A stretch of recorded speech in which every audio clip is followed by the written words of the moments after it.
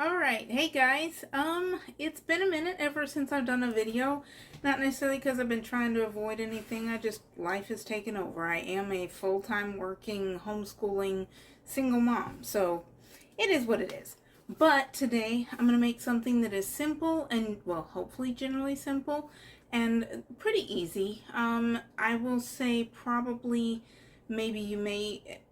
If you're going to learn how to make tortillas, I would recommend try to get them where you've got them to be generally round as much as is possible before you try empanadas, which is what I plan to do today, because it's either oblong, like an oval, or circular that you're going to want to have, generally speaking, because you want to be able to close up that tortilla that you're making.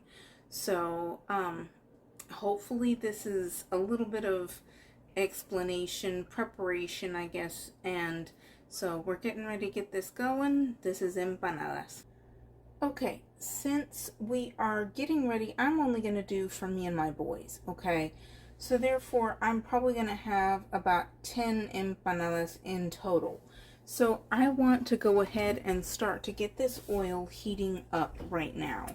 Okay, these are deep fried. So you definitely want to have enough oil for them to be able to fry well. I typically only do 2 at a time because of the fact that it's a whole lot easier to do like that. But it doesn't need probably much more oil. You don't necessarily need to have them completely immersed in the oil. You just want to have it where it's going to have about half of it at least. Okay? So I'm going to go ahead and start heating that up. I've got it at a low medium heat. I don't want it to heat too fast, but I want it to be easy to heat up once I'm ready to go. Okay, so here we go with the masa. This, of course, is for tortillas, pretty much. It's the exact same recipe, you could say. The only difference might be the fact that you're going to want this to be a little bit stiffer dough than what you would have for regular tortillas. Because regular tortillas, you can flatten them out very nicely, and it doesn't matter. But these, you want them to be a teeny bit thicker. Learn from my mistakes.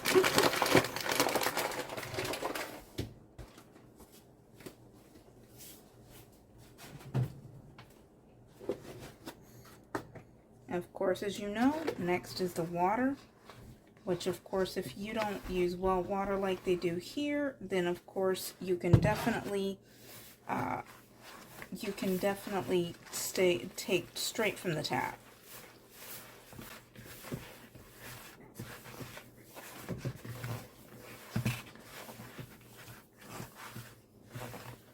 Okay, that actually is feeling really good already. Which I don't usually have my masa turn out immediately with the first time that I put in water, but not gonna complain. Alright, this is definitely, it's not the same as far as like easy. It's still definitely wet, and it's to the point that it's not sticking to my fingers so much. As you can see, I do have some, but if I want to take it off of the paper over here, it's not going to stick to my hands. And as y'all know, well, from my other video about tortillas, next step is getting your ball of masa. And I'm going to take it and make it into a ball as much as I can. And put it on the tortilla, just like with the other one. Alright. It's still too little, so I'm going to turn it over to the other side. Now, just like with the other one, you want to leave it open, obviously, because if it's an empanada, it's because it's going to have a filling. Okay? So, depending on who you're doing it for, you can, I'm going to do the first one is going to be strictly cheese. Now, of course, you can use quesadilla cheese or you can use mozzarella. Honestly and truthfully, if you don't care about it being completely authentic, you can use pretty much any kind of cheese that you'd like. But at the same time, this is, I've used in all the time that I've been cooking, I've used either the quesadilla cheese or the mozzarella, either one or the other. Next, alright, I want this to be as close to the cameras as possible so that it's easier to see. And then I'm going to just take it. This is why you want it to be round, okay? Take it and kind of fold it over on itself. And then once you see, you're going to want to have a bag that's pretty clear through so that you can see on the other side when it gets to where it's just about the same on each side. And then you're going to gently press down on each side at the beginning, because that's going to kind of, it's going to give a rough draft closure, you could call it. And then after that, you're going to press down a bit more firmly, and that should keep it mostly closed during the frying process. So there we go. It is folded up. Now granted, I'm not going to claim that I've never had these open up in the oil. I've had it happen probably more times than I have not. So I'm not going to say that I'm perfect or any kind of professional at this, but this is a general rough draft, you could say, as far as you just, probably the best thing that you can do is just to keep it where it's as closed as you can. And then after that, you're going to want to just take it off just like that into your hand. And if that oil is not yet ready, if you're not getting ready to fry immediately, you can always put it right there on that napkin, because it's going to keep it where any kind of moisture is not going to make it stick to the counter. Okay? So the next one I'm going to have more than just cheese in it.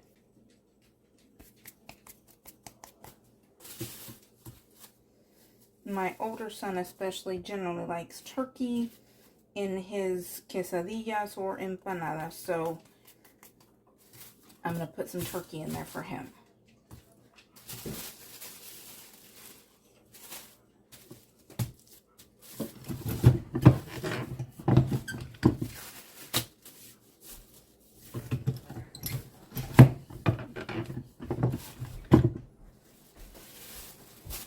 So I'm going to just take that. You can pretty much put it around there however that you like, so long as you believe that it's going to close up nicely. Okay, and honestly and truthfully, you can put as much in there as you like. I think that it's pretty obvious in all of my videos. I am not a skinny chick. I've never been, that I can remember in all of my life.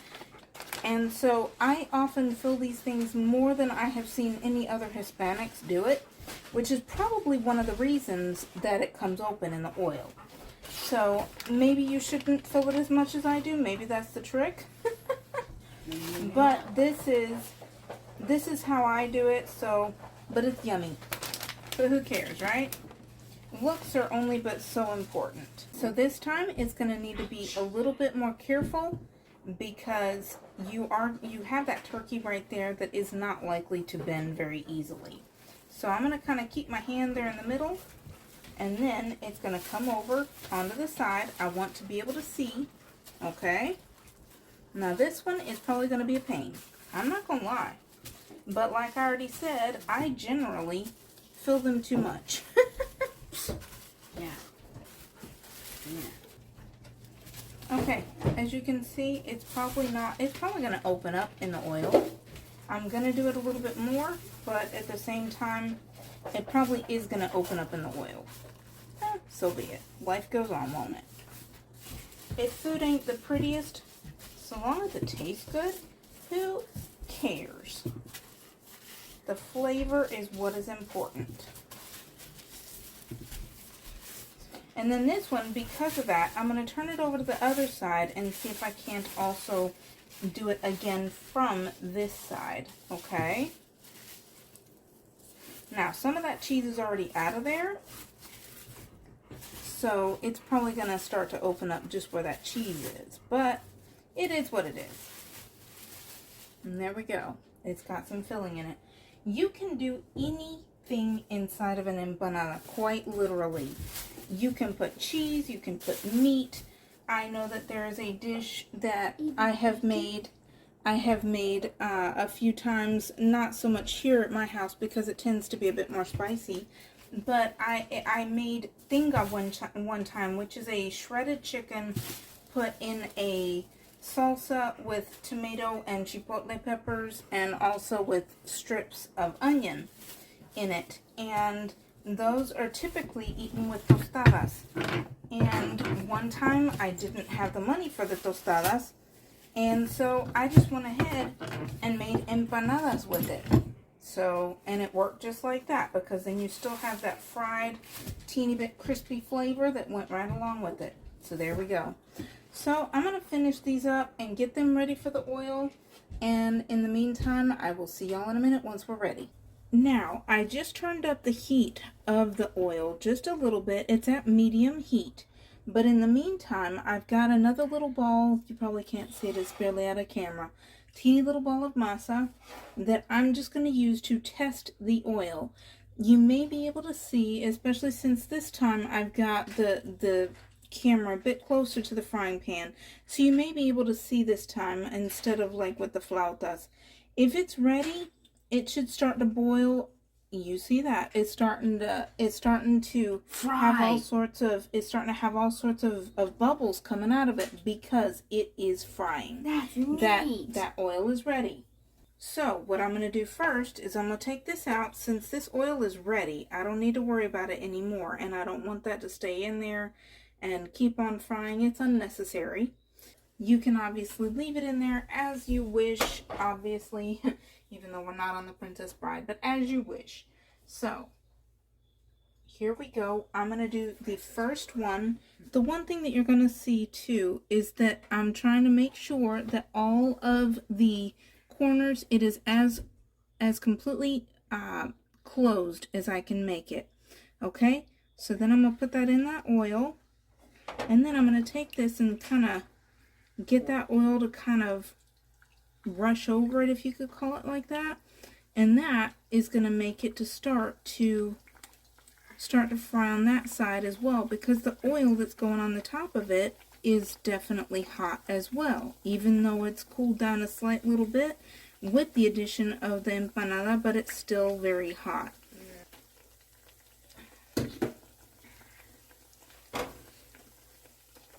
Okay, now that that one is starting to fry very nicely, I'm going to add the next one. Okay, and the same way, I'm going to start getting that. Now, the one thing that you're going to notice at some point in time, it's going to look like they're going to start to balloon. Okay, and that's when it's starting to look like, especially on this side, it's starting to balloon quite well. So I'm going to take this and I'm going to flip it over. Oh, and it just opened up. I just saw that. But it is what it is. And that's why I've got this thing for it to drain right over here.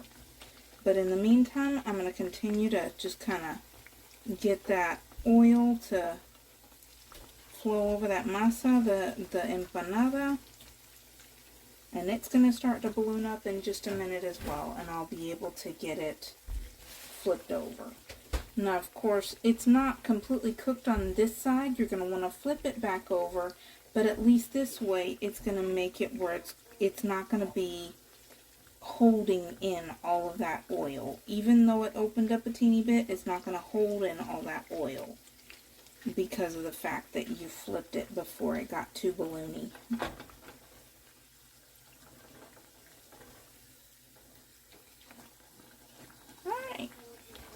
Poo. Maybe I should have gotten a little bit bigger pan, but hallelujah anyhow, right?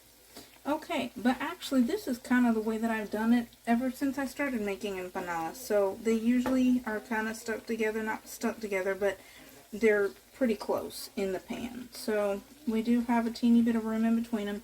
You do want, if possible, for them not to be completely touching, because you don't want them to fry to each other.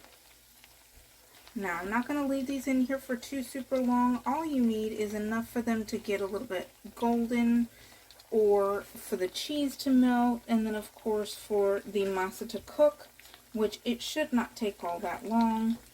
And of course that is obviously personal preference more so than anything. And as you can see, you got a teeny little bit of that cheese coming out of here, but it's not too bad.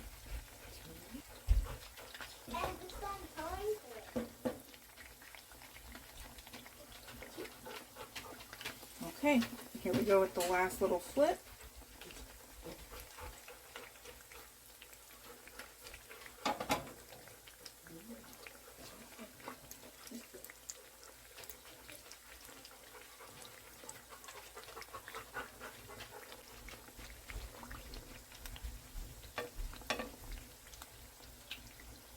Now to take them out of the oil, you're going to want to have them kind of, you could call it face down, where you're going to have some of that filling, unfortunately, is going to come out if it's opened up at all. But you're also going to have any oil that's gotten into the empanada, it's also coming out. That way you don't have an oil and whatever empanada. That's just nasty.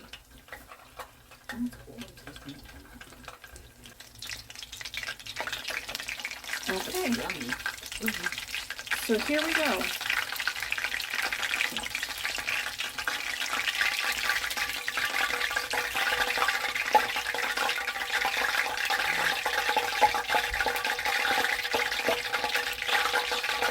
And here we got the empanadas that I just fried. I've got them with their face down so that you don't get all that oil up into it. It's going to drain well. You're going to leave that there for just a few minutes, and I'm going to fry the rest of these babies up. Okay, so here I've got all of them. They are all fried up. I've got my little thing of salsa, which of course this one did not turn out spicy at all. But I've got everything now. These are typically served with some type of sour cream, any kind of salsa, depending on what kind of filling that you have in the empanada. These I'm going to have with just a typical red salsa. I've also done them with guacamole. You could do, if you're going to have some type of a pork type anything in the middle, it would typically go better with a green salsa most of the time, although I have seen plenty of times that I used a red salsa even with that. So I hope that this is helpful, and I hope that this has been an instructional video as far as that it will help you to make even better authentic Mexican food in the future. And I don't think that there's really anything else that I can say, and y'all just have a delicious day.